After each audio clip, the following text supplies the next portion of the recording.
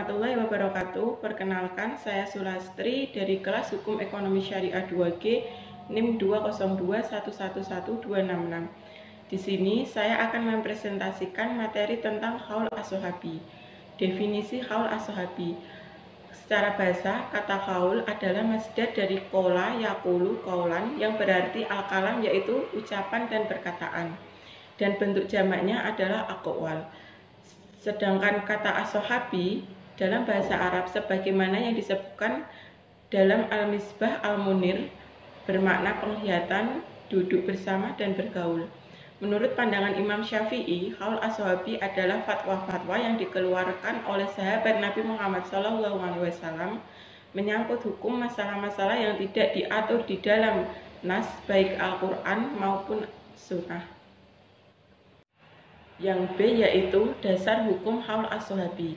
Para sahabat akan mengistimbatkan hukum berpadukan dengan Al-Quran dan As-Sunnah sahaja, karena kebanyakan para sahabat merupakan periwayat hadis seperti Ali bin Abi Thalib, Umar bin Khattab, Abdullah bin Mas'ud, Abdullah ibnu Abbas, dan Abdullah bin Umar. Jika terdapat isu yang baru terjadi dan tidak terdapat Al-Quran dan As-Sunnah, para sahabat akan berijtihad berdasarkan panduan dalam nas-nas yang ada. Tetapi, jika terjadi pencanggahan pendapat atau tiada ketetapan hukum tentang suatu perkara, maka mereka akan berijtihad dengan menggunakan ijma'. Yang C yaitu macam-macam haul as-sahabi. Menurut Dr. Abdul Karim Yaidan, beliau membagi macam-macam haul as-sahabi menjadi 4. 1. Perkataan sahabat terhadap hal-hal yang tidak termasuk objek ijtihad. Yang kedua, perkataan sahabat yang disepakati oleh sahabat yang lain. Dalam hal ini, perkataan sahabat adalah hujah karena termasuk dalam kategori ijma'. Yang ketiga, perkataan sahabat yang tersebar di antara para sahabat yang lainnya dan tidak diketahui ada sahabat yang mengingkarinya atau menolaknya. Yang keempat, perkataan sahabat yang berasal dari pendapatnya atau ijtihadnya sendiri. Yang sahabi. Kehujahan ini terdapat 2 pendapat. Pendapat pertama, as-sahabi ialah orang yang berjumpa dengan Nabi Muhammad SAW serta beriman dan mati dalam Islam.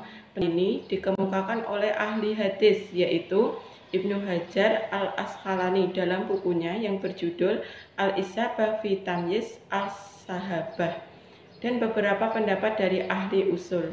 Pendapat yang kedua, al-sahabi ialah orang yang mempunyai hubungan persahabatan yang lama dengan Nabi Muhammad SAW serta mengikut baginda dalam jangka masa yang boleh dikatakan sahib fulan, yaitu pada urf tanpa menghadkan masa mengikut pendapat yang lebih sah.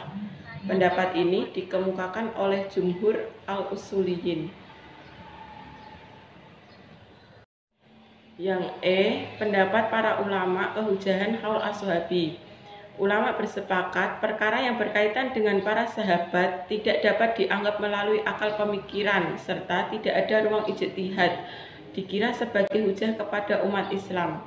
Hujah dan alasannya adalah para sahabat pastinya menerima perkara itu daripada Rasulullah SAW, dan ia tidak berdasarkan kepada pemikiran dan nafsu mereka. Misalnya, pandangan daripada para ulama mazhab Hanafi meriwayatkan daripada Ibnu Mas'ud yang menyatakan mengenai tempat seorang wanita dalam keadaan haid yang paling singkat adalah selama 3 hari. Selanjutnya, fuqaha juga bersepakat tentang hujah mengenai sahabat radhiyallahu anhu dalam perkara yang tidak dapat difahami melalui pikiran dan ijtihad. Allah memuji al-sahabi dan orang-orang yang mengikuti mereka sebagai ihsan. Asas kepada pujian ini apabila pandangan atau ijtihad sahabat dijadikan sebagai rujukan. Yang selanjutnya yaitu yang F, perselisihan pendapat ulama. Terdapat 2 pendapat yang berbeda tentang kehujahan haul as-sahabi. Pendapat pertama menyatakan bahwa haul as-sahabi bukan hujah secara mutlak. Pendapat ini merupakan pendapat al-Syafi'iyah, jumhur al-Asy'ariyah, Mu'tazilah, dan Syiah. Terdapat bukti bagi pendapat yang pertama yang menyatakan bahwa haul as-sahabi bukan hujah yang mutlak.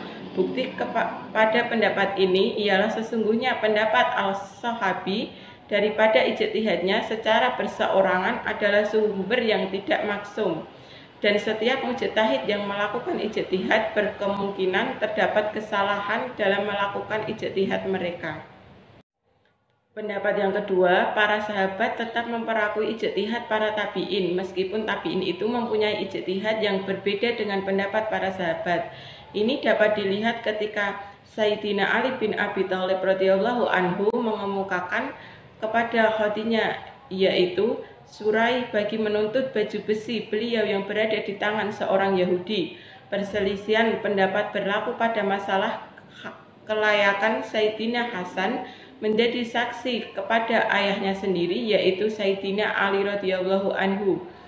Namun Sayyidina Ali radhiyallahu anhu mematuhi keputusan Suraih, yaitu seorang menjadi saksi kepada ayahnya sendiri.